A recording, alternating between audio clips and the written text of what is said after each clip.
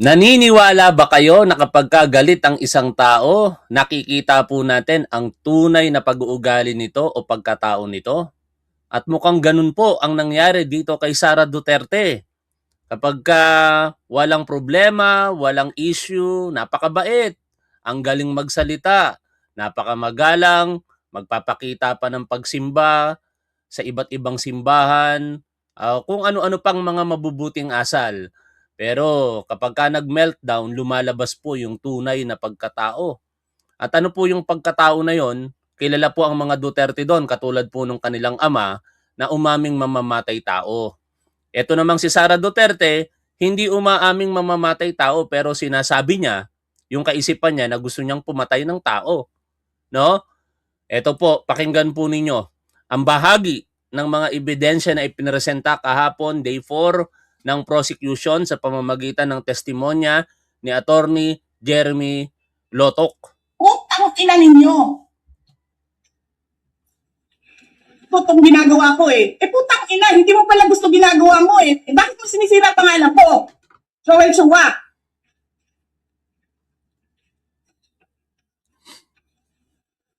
He did not know what he was talking about. That's so incompetent. Or he was lying through his teeth to get the votes of people.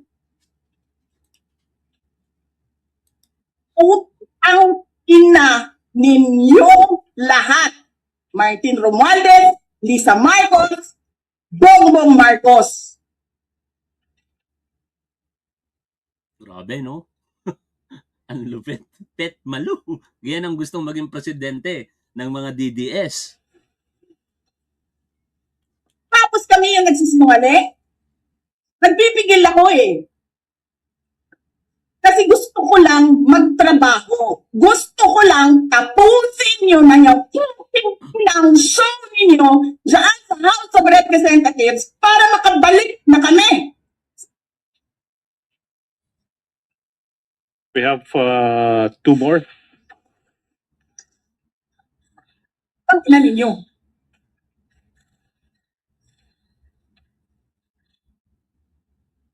Martin.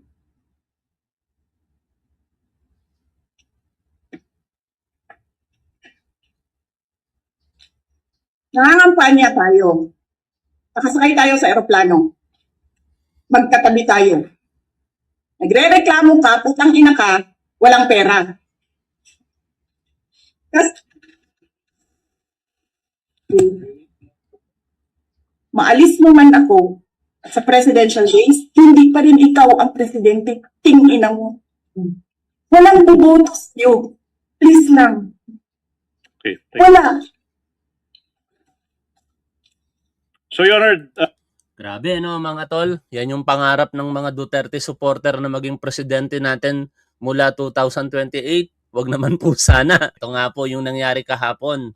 Bahagi po ng naging testimonya during direct examination ito pong si Attorney Jeremy Lotok, ang ngayon ay Regional Director ng NBI BARMM, na nung mga panahong iniimbestigahan ang pagbabanta nitong si Sara Duterte sa buhay ng ating Pangulo, ng unang ginang at ng dating speaker, ay siya namang pinuno ng Cybercrime Division ng NBI. Sabi niya po kahapon, those utterances have a tendency to stir up the people, to go against the government, have a tendency to disturb the public peace of the community, and have a tendency to undermine public safety and public order.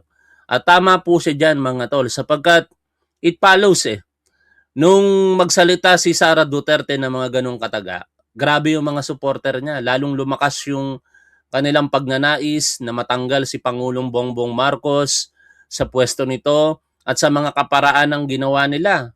Marami illegal, no? Nagdarao sila ng kanilang mga kaliwat kanang protesta ng walang permit. Tapos mananawagan po sila sa harapan ng publiko ng sumasaklaw sa karapatan ng iba. Yun ang problema. Yung kalayaan po natin sa pamamahayag at sa pagtitipon, kapag ka ito po nagbabiolate sa karapatan ng iba, natatapos na po doon yun. mananawagan kayo ng pagbibitiw ng ating Pangulo, mandadamay kayo ng ibang mga personalidad, sisiraan ninyo ang reputasyon ng iba. Ang pinakamagandang halimbawa niyan ay itong mga napagkasuhan na. Si former Congressman Kiko Barsaga, isang magandang halimbawa po niyan, na akala niya absolute ang kalayaan sa pamamahayag. Pati yung pribadong individual, ngunit pinakamayamang Pilipino sa Pilipinas, dinamay pa. Yun tuloy, sinampahan siya ng multiple counts of cyber libel. At kahapon lamang, although in a separate live streaming, pag ginanahan tayo mamaya, tatalakayin natin yung kasong kinakaharap naman ngayon na meron ng warrant of arrest nitong si Atty. Levito Baligod at ng mga Marites. Pero parang sa palagay ko wala nang kwenta ang mga taong iyan eh. Kaya pagka sinipag lang tayo mamaya in a separate live streaming, talakayin po natin yan. I just want to focus muna dito sa impeachment ni Sara Duterte na ngayong araw po na ito, ikalimang araw na po. At continuation po ito ng naputol na cross-examination kahapon ng depensa. Sabi nga po ng defense lawyer na si Atty. Binluan, halfway pa lamang, grabe. No, paulit-ulit ang tanong. Alam naman natin kung ano na yung gusto nilang ipunto.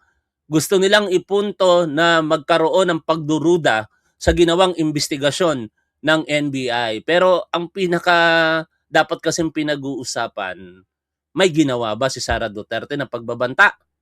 At ang sagot po doon, maliwanag pa sa sikat ng araw kapag tanghaling tapat ay meron. Balikan natin ang mga pangyayari kahapon sa pamamagitan po ng mga balita po na ito. Sa pagpapatuloy ng impeachment trial ni Vice President Sara Duterte, pinagtibay ng ikalawang testigo ng prosekusyon ang alegasyong pinagbantaan daw ng bise ang buhay ni Pangulong Bongbong Marcos at ng kanyang pamilya. Yan ang piniga ng prosekusyon mula kay NBI Farm Regional Director Attorney Jeremy Loto sa pagsalang niya sa witness stand kanina. Si Lotok ang hepe ng NBI Cybercrime Division na nagsagawa ng investigasyon sa mga press conference ni VP Sara noon pong 2024. Sa nasabing video conference, nagbanta umano ang bise laban kina Pangulong Marcos, First Lady Liza Marcos at dating House Speaker Martin Romualdez. Ang sabi ng prosekusyon na pag-alaman ng NBI na totoo at seryoso ang pagbabanta ng VP Sara. Pakinggan po natin ang pahayag ni Lotok. The utterances made by the Vice President was serious and the threat was real and actual, sir. Seryoso tsaka totoong pagbabanta. Now, what made you say that? We considered the content and context of the utterances made by the Vice President in November 23, 2024, as well as the utterances in October 18, 2024. Po, sinabi po ni Atty. Lotok na maaaring magdulot po ito ng disturbance sa public order, no? Kaya at ganun nga 'yung nangyari. Mula nang magpahayag si Sara Duterte ng paglaban, actually hindi lang naman si Sara Duterte eh. Mula nang si Rodrigo Duterte ay nag-create ng issue kay Pangulong Bongbong Marcos, partikular sa pambibintang niya ng paggamit ng illegal na droga, kaliwat kanan na po talaga yung mga supporters nitong si Sara Duterte na kumikilos para po pabagsakin ang ating Pangulo sa mga kaparaan ng iba-iba. Meron sa social media, napakarami. Tapos may mga parang face-to-face sa klase. Mga nilalangaw na mga rally po nila. At dinala pa sa ibang bansa, katulad po ng pagpapalabas ng video na peke laban kay Pangulong Bongbong Marcos. Ipinalabas sa Canada. Sa Canada ba o sa Amerika? Yung pinagmamalaki nilang video na kinalaunan, ang sabi ay deepfake, no? Gawa-gawa lamang po yung video para siraan si Pangulong Bongbong Marcos. Ang pangalawang basehan na tinitignan ng NBI ang literal na kahulugan ng pahayag ng bise. Ayon kay Lotok, literal na sinabi ni VP Sara na kumuha siya ng assassin para ipapatay ang Pangulo at kanyang mga kaanak. Ikatlo ay ang nature of the instruction o ang utos ng bise na patayin ang Pangulo. Halata raw na seryoso ang bise sa pagbabanta. Pakinggan ulit natin ang sinabi ni Attorney Lotto. The Vice President was furious and fuming mad when she uttered those. What made you say? Yung galit na galit, no? Naniniwala ba kayo doon mga tol? Kasi yun yung pinaka-particular words na ginamit dito. Fumingly mad at furious. Dalawang adjective na nagde-describe sa mga panahong binitawan nitong si Sara Duterte yung mga salitang pagbabanta sa ating Pangulong Bongbong Marcos.